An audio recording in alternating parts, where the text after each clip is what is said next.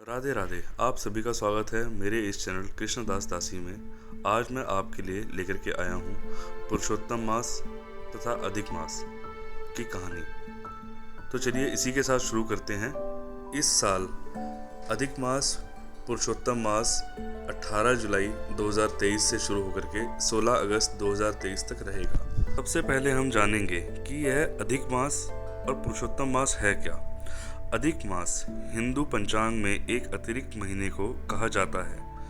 अधिक मास को प्राय अशुभ महीना माना गया है। इस महीने में सभी प्रकार के शुभ कार्य करने पर प्रतिबंध होता है। इसे पुरुषोत्तम मास अथवा मल मास भी कहा जाता है। ब्रज भूमि में इस माह के कारण संपूर्ण वर्ष को लौंद वाला साल भी कहा जाता है। ज्योतिष शास्त्र के अनुसार अधिक मास प्रत्येक 3 वर्ष के बाद आता है, परंतु कौन सा हिंदी माह अधिक होगा वह ज्योतिष गणना से ही निकाला जाता है। क्या होता है अधिक मास? हिंदू पंचांग में 12 महीने होते हैं जिनका आधार चंद्रमा की गति है। सूर्य के कैलेंडर में प्रत्येक एक वर्ष 365 दिन और लगभग 6 घंटे का होता है, जबकि हिंदू पंचांग चंद्रमा का कैलेंडर एक वर्ष 354 दिन का माना जाता है। इन दोनों कैलेंडर वर्ष के बीच लगभग 11 दिन का अंतर है। यह 11 दिन का अंतर 3 साल में एक महीने के बराबर हो जाता है। इस अंतर को दूर करने के लिए हर 3 साल के अंतराल में एक चंद्र महीना अस्तित्व में आता है। इस नए बड़े हुए महीने को ही अधिक मास या मल मास कहा जाता है।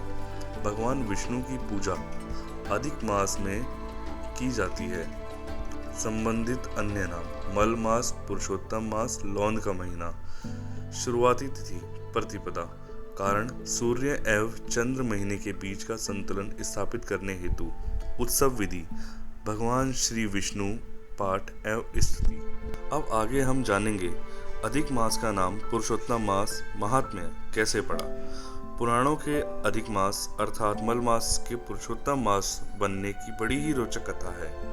उस कथा के अनुसार 12 महीनों के अलग अलग स्वामी हैं, पर स्वामी विहीन होने के कारण अधिक मास को मल मास कहने से उसे बड़ी निंदा होने लगी थी। इस बात से दुखी होकर मल मास श्री हरि विष्णु के पास गई और उसने अपना दुख रोया। भक्त वत्सल श्री हरि उसे गोलोक धाम लेके पहुंचे। वहां श्री कृष्ण विराजमान थे।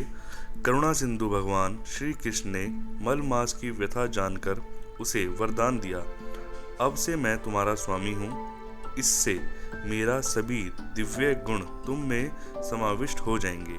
मैं पुरुषोत्तम के नाम से विख्यात हूँ और तुम्हें अपना यही नाम दे रहा हूँ।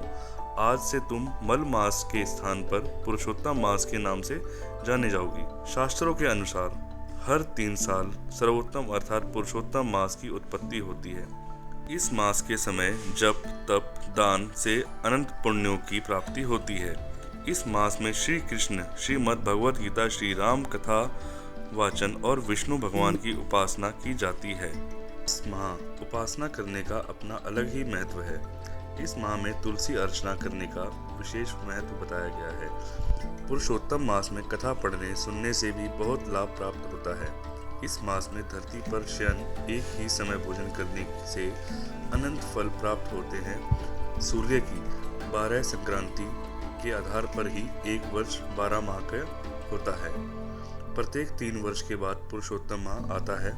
पंचांग के अनुसार सारे तिथिवार, योग, करण, नक्षत्र के अलावा सभी मास के कोई ना कोई देवता स्वामी होते हैं, परंतु पुरुषोत्तम मास का कोई स्वामी ना होने के कारण सभी मंगल कार्य, शुभ और पितृ कार्य वर्जित माने जाते हैं। दान, धर्म, पूजन का महत्व शास्त्रों में बताया गया है कि यह माह व्रत, उपवास, दान, पूजा, हवन, यज्ञ और ध्यान करने से मनुष्य के सारे पाप कर्म का क्षय होकर उन्हें कई गुना पुण्य फल प्राप्त होता है। इस माह आपके द्वारा दान दिया गया 1 रुपया भी आपको 100 गुना फल देता है। इसलिए अधिक मास के महत्व को ध्यान में रखकर इस माह दान पुण्य देने का बहुत महत्व है। इस माह भगवत कथा, श्री राम कथा श्रवण पर विशेष ध्यान दिया जाता है। धार्मिक तीर्थ स्थलों पर स्नान करने से आपको मोक्ष की प्राप्ति और अनंत पुण्यों की प्राप्ति मिलती है। पुरुषोत्तम मास का अर्थ जिस माह में सूर्य संक्रांति नहीं होती वह अधिक मास कहलाता है।